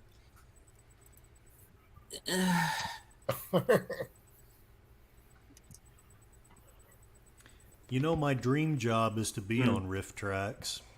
Oh, yeah. I don't. Did Riff Tracks ever do the Wicker Man? The Nick Cage one? Yeah. Yeah, I was going to say. I think so. Yeah. Oh, wow. I don't know, but they should. The Twilight one, the bits I've seen from the Twilight one is pretty funny. So, on a going back to a previous topic, because, well, blame Agent Boomer. He just sent me a video, which is a fan editing of a trailer for a third Peter Cushing Doctor Who. Yes. And I'm looking. I obviously I don't have the sound on, so I'm going to have to watch it later. Yeah, but watch it later. You'll get a kick out of it. I looked at it a little bit, and I'm like, you know what? With the way AI is going, someone could actually make this damn movie a reality. You know, a lot of movies like this. You know, did you guys see someone had put out? I think I might have shared it out too. They took like 10 memes. You know, and I mean like still. You know, like the side-eyed girl and the distracted boyfriend and Picard, you know, doing the face palm. And they put it into whatever this new AI is that turns it into like a 15-second video. Oh my God, it was creepy good. I mean, some of it was still very AI. Like I saw the side-eyed guy one. The side-eyed girl was like, you know, she goes and she puts her hand to her forehead and she's only got 3 fingers. I'm like, okay, come on, you know. But the girl, you know, at the fire who's looking over her shoulder and the camera pans and you got a couple of a firemen coming up and talking as if it was an episode of Chicago Fire or something like. I'm like, oh my gosh. This is really good. They could make this into a movie. And I'm realizing more and more there's so much archival footage out there. You could take actual episodes of Doctor Who and replace it with Peter Cushing and do a lot of editing. And you could make new movies if you wanted to. Oh, sure. Yeah, we're getting there. They already resurrected Peter Cushing for Rogue One, so. Oh, and Boomer, yes, Riff Tracks has done the Nicolas Cage Wicker Man. Okay, I need to. Oh, man. Not the beast, not the beast. That's a funny, but that's not even the funniest part of that movie. The funniest part with me was watching him for deleted scenes. Oh, are there deleted scenes from that Nick Cage Wicker Man movie? No, I have a question for deleted. Okay. That was a funny one. There you go. Okay. Yes, Bill. So, next month, we're getting the first part of Kevin Costner's new film. Were you having any interest of seeing that Horizon, the American? I am. Yeah, I do want to see that. Yeah, just wanted to feel. I really want to see it too.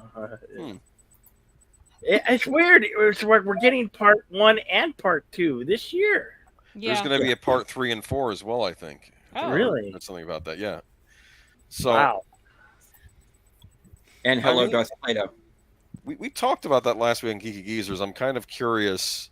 It sounds like a film experiment, but they're very long too. I think you were mentioning that deleted scenes. It's like, they're like over 3 hours. 3 hours. Yeah. Oof. Is it kind of like a How the West Was Won kind of thing, or it's like generational? I'm getting that idea. Kind of cool.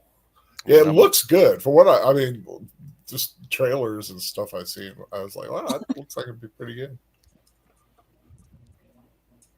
Okay, I do have a question. Curtis, you said you saw Riff Tracks to Talking Cat, right? Does Eric Roberts know he's in that movie? Because I'm going to explain why I say that. It's not me hacking on Eric Roberts at all. It's that Eric Roberts shot footage for kind of like this low budget, like horror movie or something that for whatever reason never got finished. But the producers of that failed, unfinished horror movie. Put Eric Roberts scenes into another movie. Huh. Oh my gosh! Wow. And so it's like I've seen a couple of really bad horror films. This is true. I've seen a couple very bad horror films with Eric Roberts, and I was like, and I think I remember mentioning, I was kind of worried about it. It's like, do we need a GoFundMe for him because he's doing some bad stuff for money? You know, I was just thinking, was that other movie The Snowman? That movie would have been better with Eric Roberts in it somewhere. Oh God, maybe him instead of a ADR Val Kilmer, where it wasn't his voice. You know, it was obviously not his voice. Obviously not. No, because they always have. They had all of those like straight to video Steven Seagal movies where they couldn't get him back to do the ADR because I guess he couldn't be bothered. I don't know. But it's somebody who's not even trying to sound like Seagal. That's what happens with Val Kilmer in The Snowman. Well, we now know that was because he physically could not speak properly because of the throat cancer. We didn't know that then. We know that now, though. But in the film, it's like he's sitting there, but the voice that's coming out sounds like Dolph Lundgren. Yeah, like, it might. Yeah, like well, why are you talking to me about this? I've been suspended from the force, and then he's in 3 scenes of the movie. One of which he doesn't say anything at all, and he's just like hanging out of a window for some reason, and it's a weird movie. Nothing gets explained except that speak and spell thing that the cops use. That's the only thing that makes sense. I wanted to love that movie. Yeah, it failed. We need to do a show about that and just go through the thing. Yeah, that might be a plan. I gotta go. Deleted scenes. Yeah, I have my own stream. Don't stop yours on my account though. Keep going. Okay, it's your birthday stream. We'll do. But, have a great stream, Boomer. Thank you. Catch y'all later. So y'all can go over to Agent Boomer's stream when you're done here. Yeah, finish up here. So happy birthday, Deleted. Happy birthday. And we'll see you soon. Take care, guys. Bye, guys. Bye. Bye. Have a good. Appreciate you. And then there were 6. Oh yeah, but more Hollywood scares. Yeah, the Snowman. That was a hexed situation. Sin, did you ever see Sin or Al or Bill? Because I know I never did. Have any of you seen the film? No. Okay. Which one? The Snowman. Snowman. Who's in it? Michael Fassbender, Rebecca Ferguson, It J.K. looked Simmons. so good, but I heard it was so terrible.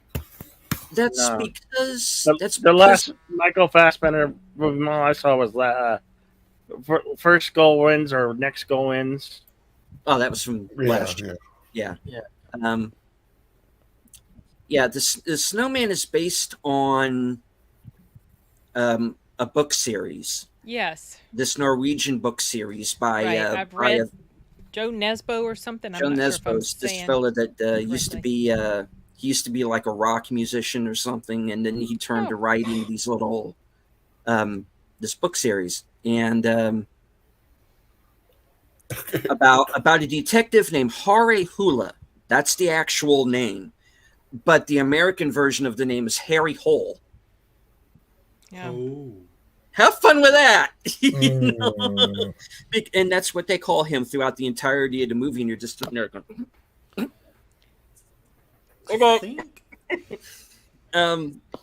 but I've listened what to happened, the first book in that series, I think. First and second, maybe. Yeah. Because the thing about The Snowman is it's not the first book in the series. It's like the 6th or the 7th. So it's like you're starting out in the middle of this guy's story. And in by that point in the books, he's basically a functioning alcoholic. He's got it more or less sort of, but not quite under control. In the film, he is a complete mess. I mean, I'm talking, he is like passed out in the street, you know, and then or a park bench, or even more creepy at one point, a kid's playground. But anyway, so you got this guy who's just passed out, drunken wastrel, basically. And then he's, you know, and then he meets all of these, everybody he runs into are like, you're a legend among legends, man. You know, we're like, I'm sorry, are we talking about the same guy?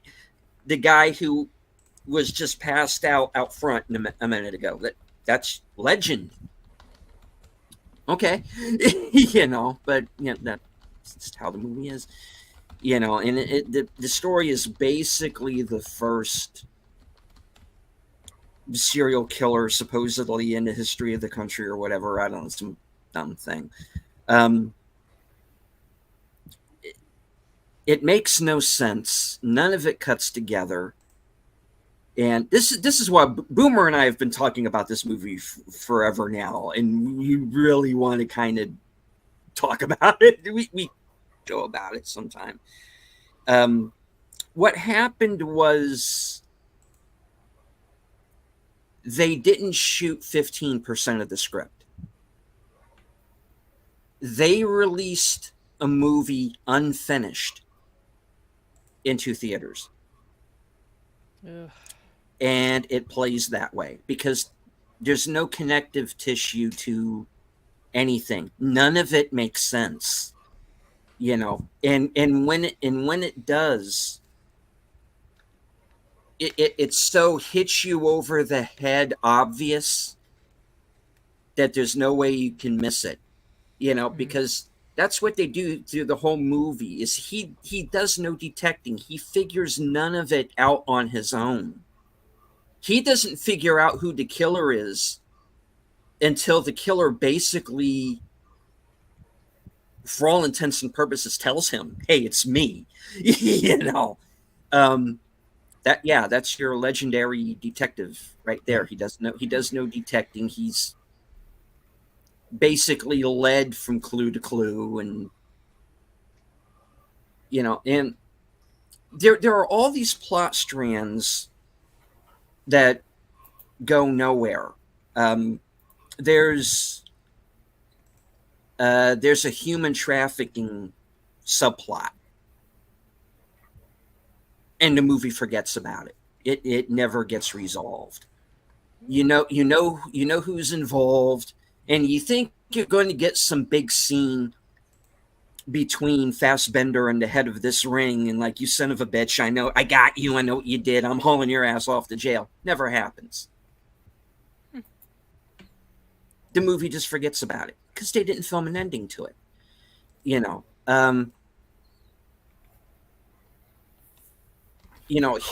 he'll be in one place 1 minute, and then the next scene he'll be passed out drunk at somewhere else entirely.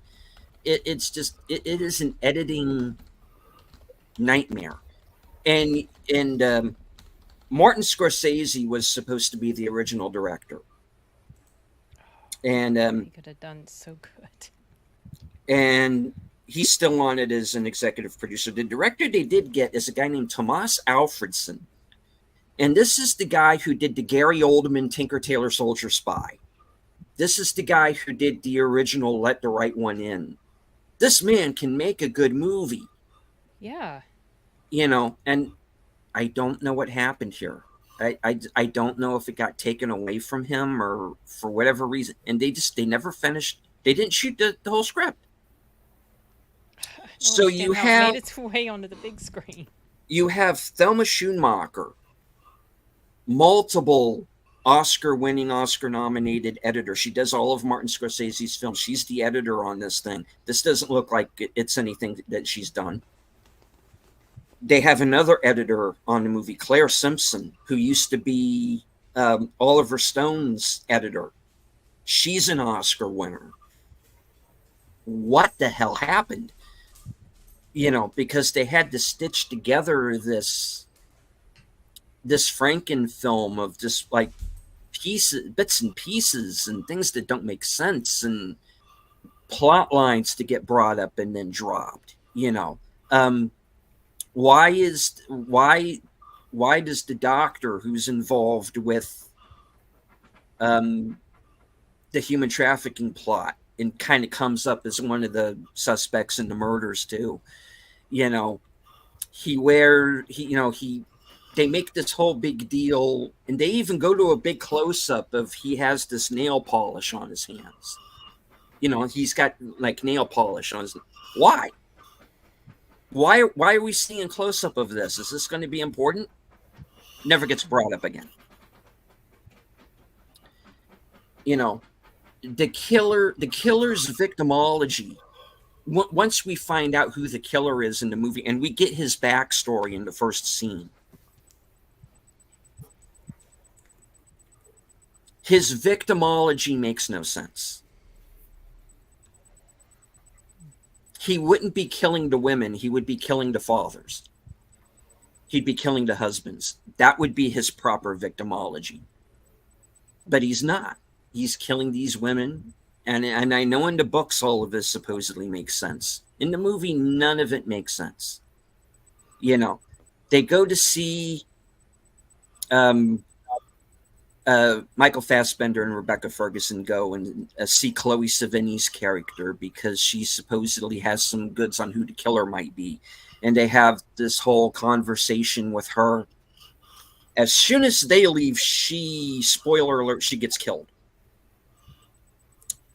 And they get told over the radio, and it's obviously added in post ADR, she's disappeared. You got to turn around and investigate. Turn the car around. We have to go back. This is really bad ADR. So they get there, and Chloe Sevigny is there, and she's just fine. He's like, no, she was my twin.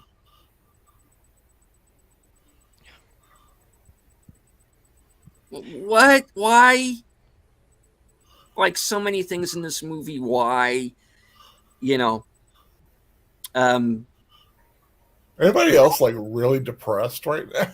Yeah, because you have this movie that has all of these great actors. You have Michael Fassbender, Rebecca Ferguson, Chloe Sevigny, J.K. Simmons, Val Kilmer.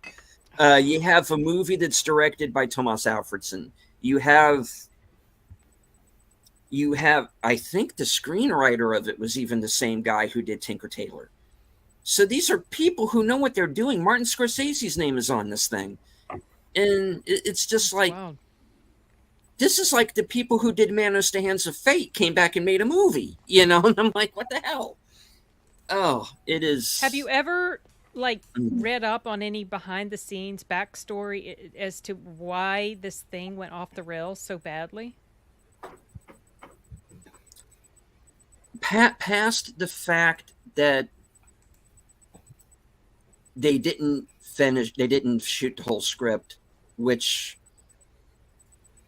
tells me two things. Either they ran out of money,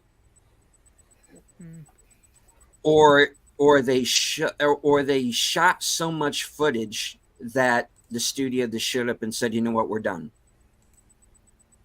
You're done. Edit the movie together with what you've got. I don't know. Past that, I don't know. It's crazy. It could have been good. And yeah. I hate to go, but though this sounds weird, but I have to walk my dog, and then I want to go. That's perfectly all right. Users. So that's perfectly I would love fine. being here. I appreciate you guys. Happy birthday! You held together better than I did, and I resent it, but that's okay. Y'all take care. That's okay. Hi. Thank you, Kurt. Bye bye. Take care. Thanks for having me. You're welcome. Good, he's gone. Let's talk about him. No, Curtis is a good guy. He is. Anybody who's not yet subscribed to him, please go over to his channel, Tired Midnight Blogger, and subscribe, please. He's got I some. did not even know that was Curtis until halfway through the time he was on here with us. Yeah. According to Wikipedia, it says Alfredson blamed the heavily condensed pre-production and rushed filming schedule. And Yeah. It looks rushed.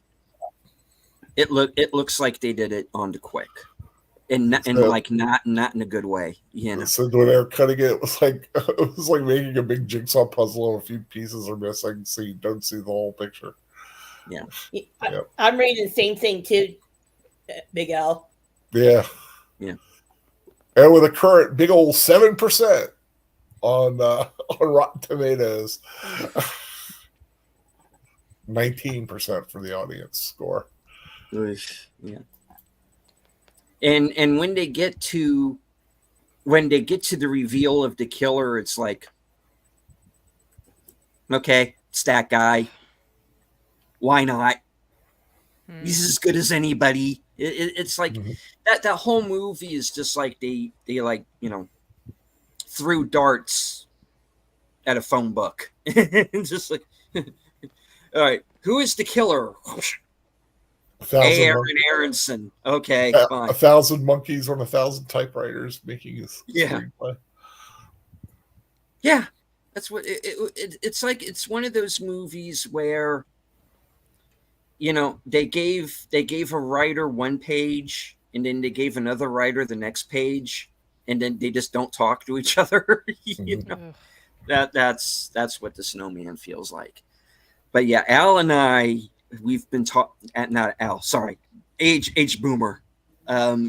We've been talking about doing a show on that for a while. Professor Plum, yeah. This is like, The Snowman is like somebody tried to make Clue, but they've never played Clue before. You know, it's like it's a mystery made by people who don't know what a mystery is, kind of like The Acolyte, you know. But Leslie, the point of the mystery is not to give away who's doing it in the first scene.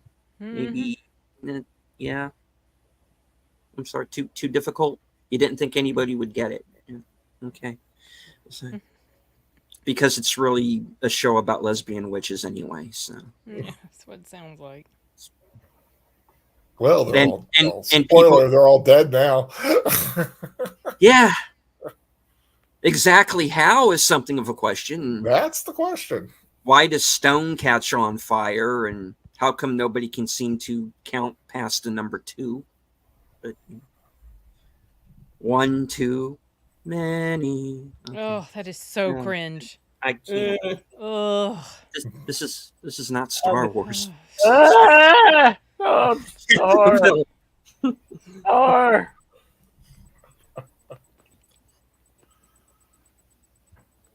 And I went, okay. Well, Billy sees I have to go do a few private, personal things. Yeah, you have to do things.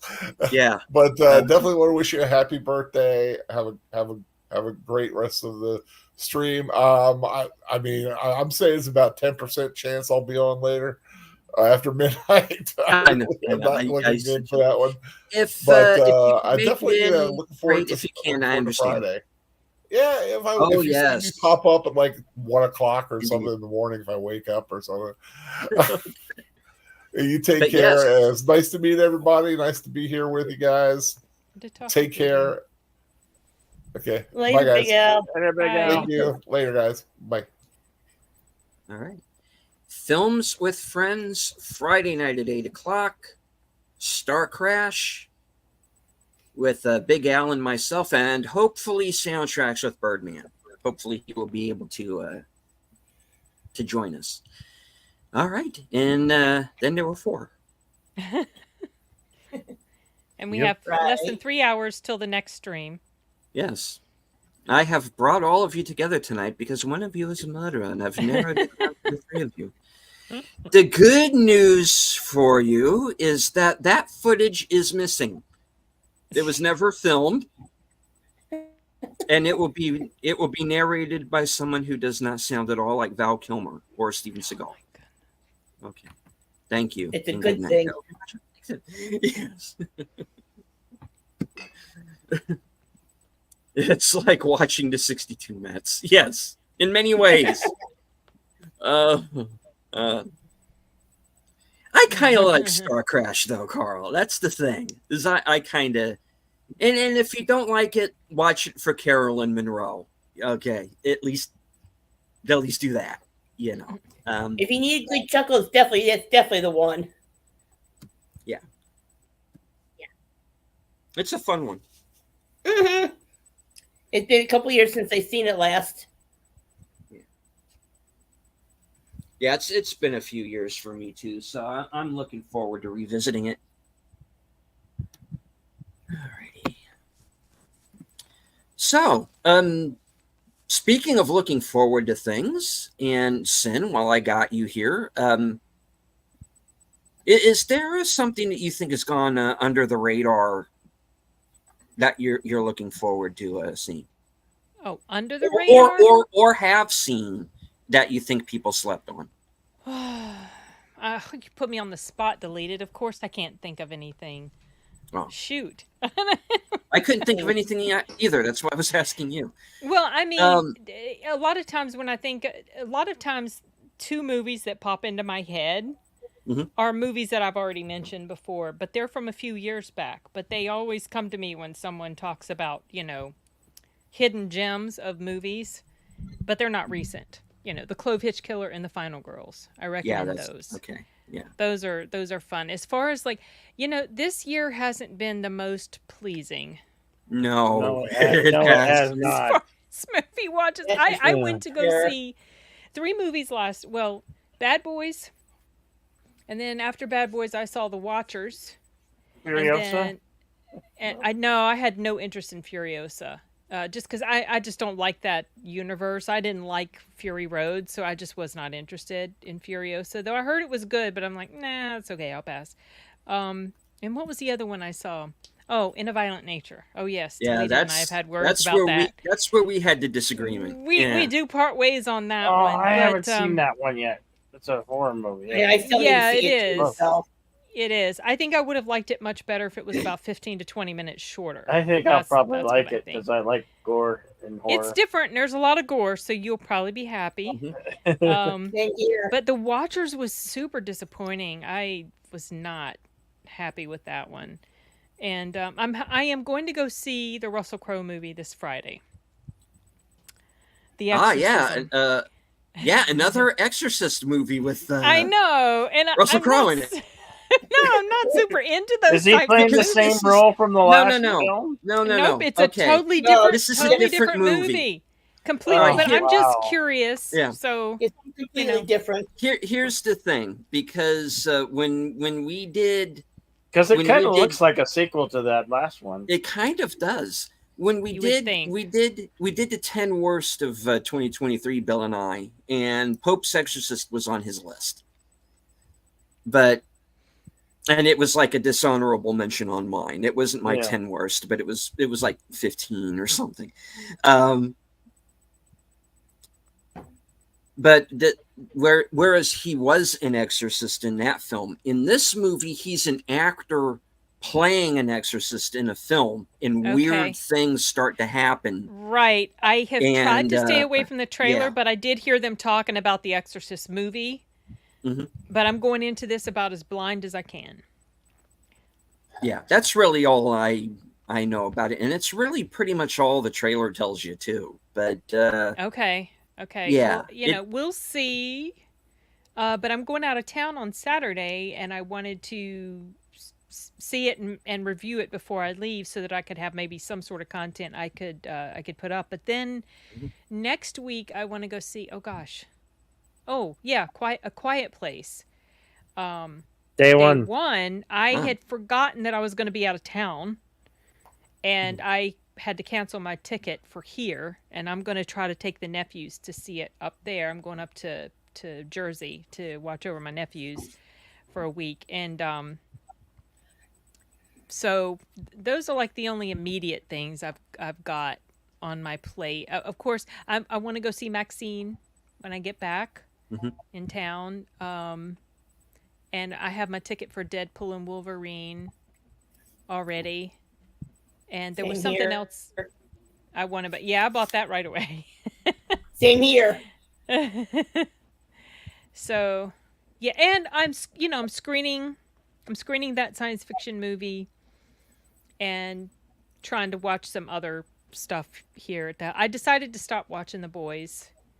Lost complete interest in The Boys after Eric Kripke opened his fat mouth and just inserted his foot in it. So I'm not watching Gen V anymore, but I'm going to try to finish Cobra Kai before the last season starts.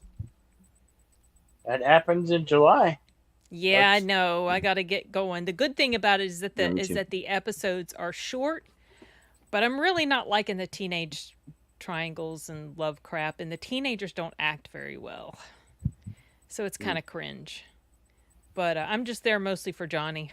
Because I like his story. His storyline's interesting.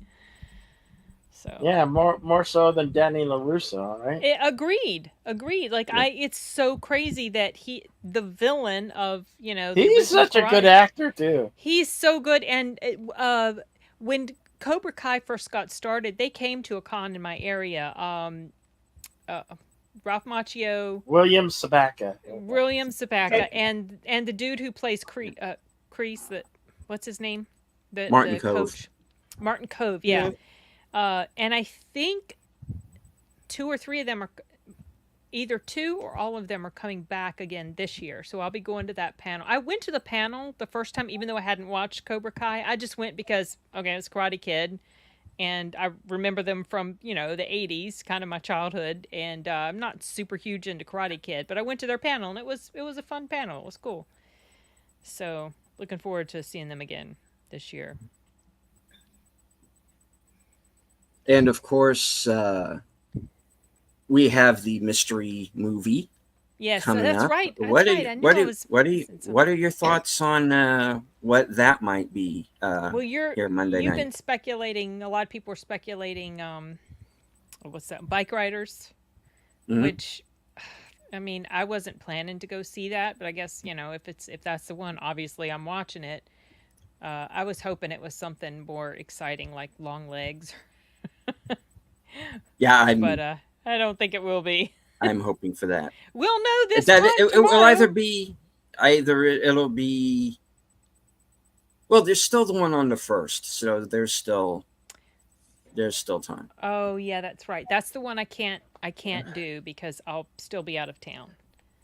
Hello, Lee Anthony Davis, watching from Twitter. Wants to know where you are on YouTube. Oh, cool. Yeah. At deleted scenes is where deleted is at. All one word.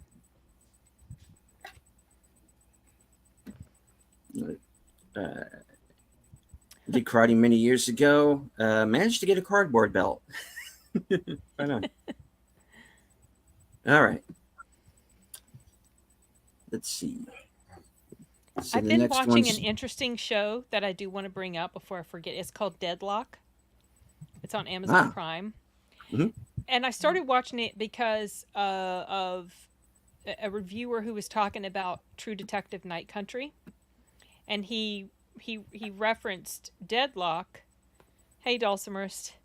He referenced Deadlock as a comparable show, but he felt it was better written.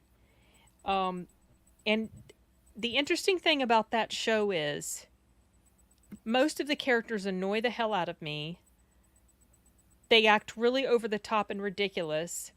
And the location where it happens, it's like mostly lesbian and gay people. It's like, okay, it's like an overabundance of lesbian and gay people in this place in Tasmania. But I'm suffering through it. And eventually I found that I'm starting to warm to some of the characters, and I'm really interested in the mystery and finding out who the killer is. So there's that one I've got on my plate as well. It's so over the top, and like the characters are so ridiculous. You'll have to watch it to know what the heck I'm talking about. But I'm curious to see what I'm going to feel like at the end of it. So what is this? Is it on? I'm Amazon Prime. Okay. Deadloch. Deadlock. Mm-hmm. The only likable character to me is the main actor, like the main police lady. Everyone else is just like so freaking annoying. But I don't know why I'm hanging in there, because obviously I don't hate it enough to quit, even though the characters are annoying. But in a weird way, I am warming to the show. It's strange. It's hard to explain.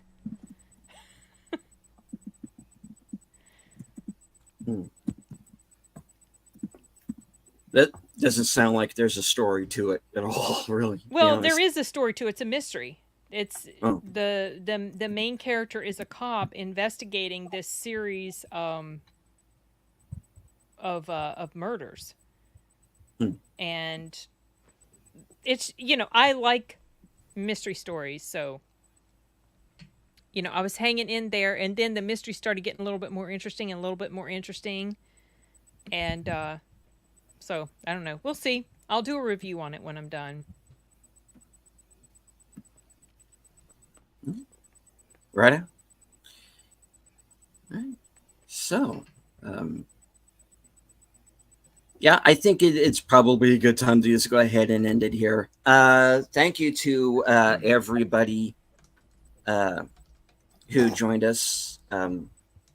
Lee Anthony Davis, Dulce Marist, Shadow of the Raven, Darth Plato, JPRPH1, FKHC 2005, aka Tim, Curtis, who is with us here in the chat, of course, Boomer, Troy, Netter, Big Al Presents, Paulie, the Latino Slant, was with us earlier. Thank you once again, Paulie, for joining us. Let's see, moving back through the chat. Did I miss anyone? Shashi, Pops, Tim's Talk, Mara Kitty,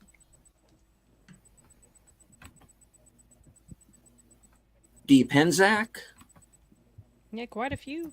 Lady Mist. Yeah, we did have quite a few today. Yeah. Max's mom, Vicky, who I'm seeing for the first time, unless she's the Vicky from Connie's Friday Night Cosme Chats. Yeah, that's Vicky. Oh, cool. Okay. And yeah, you know her. Lady V Elements, of course. And yeah, I think that was everybody. If I missed you, I apologize. All right. So, one time around the horn. Bill, what do you have coming up? Well, I think I'm about to probably go stream The House of the Dragon season 2, episode 1. And then, of course, Wednesday we'll do some karaoke on my channel. And Thursday, of course, we'll do the action theater with The Last Samurai, Tom Cruise. Mm-hmm. Then back on my channel Saturday for some more karaoke. And next Sunday with Wyatt Earp with Western Cinema Presents. Right. All right. Connie.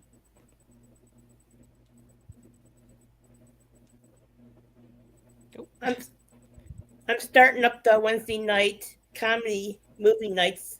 I asked Dino about that, so he's giving me the green light to start doing it on Wednesdays. I haven't decided on what movie I'm doing right now, so I'll let you know when it happens. So that's it for right now.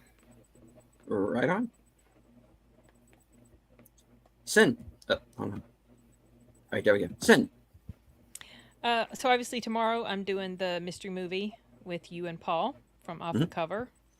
And Wednesday I'm doing a stream with Sound Blue Theater where we will be talking about Arachnophobia, Turbo Kid, and then some anime that I keep forgetting the title of. It's like it's a movie, part 1 movie, but it's basically a summarization of like the first half of the actual series. Puella something Magica Madoka. I can't remember. And that's what I've got planned in the immediate. And then I'm going to go see that movie on Friday, hopefully film a review before I have to go out of town. My brother and I might do an impromptu live stream at some point this week, but I have no idea. We'll see. Yeah. All right. And, tomorrow, Lee Anthony will be the next. Yes. No, actually, no, sorry. Well, technically, yes, tomorrow at 12:05 midnight. And then the discussion of the mystery movie later on in the day. Mm-hmm. So in a like less than 3 hours, we'll be streaming again. Yeah. I've got dishes to do and dogs to take out in the meantime. Yeah. Before then. Right. I got things myself to get to do. That gets on over to myself. Later on tonight will be, of course, as Sin said, The Other Side of Midnight, 12:05 a.m. Eastern, 11:05 Central. Tomorrow, the Mystery Movie Night podcast that will be at 10 p.m. Live from Sparkwood and 21, which is going to be a special double-length episode because we're going to be watching Fire Walk with Me in its entirety with the missing pieces. So this is the fan edit version that we're going to be watching. So bring a snack. Stay for today. It's going to be a long one. Let's see. That's Tuesday, Thursday, Bill and myself, Action Theater. Thursday, which is actually my birthday, we're going to be Action Theater, where we're going to be watching The Last Samurai. And then Netter's Network, who was here earlier, with Thursday Things. That'll be at 10. And right after that will be my my weekend update program, where I let everybody know what I'm going to be doing next week. Starting with my appearance on Films with Friends with Big Al Presents and Soundtracks with Birdman. And we're going to be watching Star Crash. All right. Cool. All right. I know Connie and Sin do not do the last word thing, so to hell with y'all. I'm skipping it. No. Adios. Goodbye. Nos vemos. That's like the extent of mine. All right. What I do for the streams on Dino's just before it ends. Please do. See everyone. Hope to see everyone on the next stream. Peace, love, and happiness. Short and to the point. Works for me. And hello to Pacific 414. I don't remember if I sent you a link for this show or not. If I didn't, I will definitely send one for the midnight show. And go ahead and pass it on to the Baron and Cash Money too if they're free. All right. Bill, your last words. He's muted if he's talking. You are muted, sir. Oh, what? What was that? Last words before we go, Bill. Be excellent to each other. Party on. And it's clobbering time.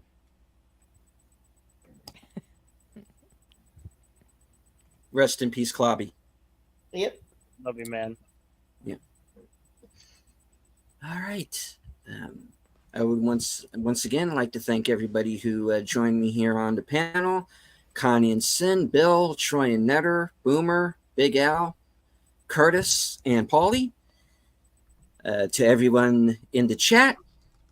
To everyone watching on Twitter. I can't see you, but I know that you're there. So thank you very much for joining. You do not have to engage with the chat. Just as long as you enjoyed the show, hit the like, share out the stream, say hello in the comments, and all that good stuff. Please subscribe to everyone who is on the show, if you have not yet done so. From HQ and all points north, south, east, west, and beyond, good night, take care, stay strong, because this is how we win. Music, because I like to do that at the end.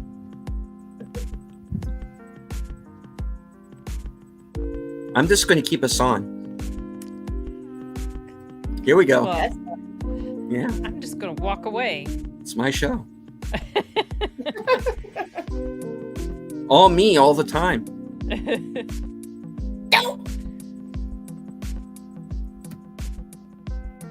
No music, no news, just me talking like this.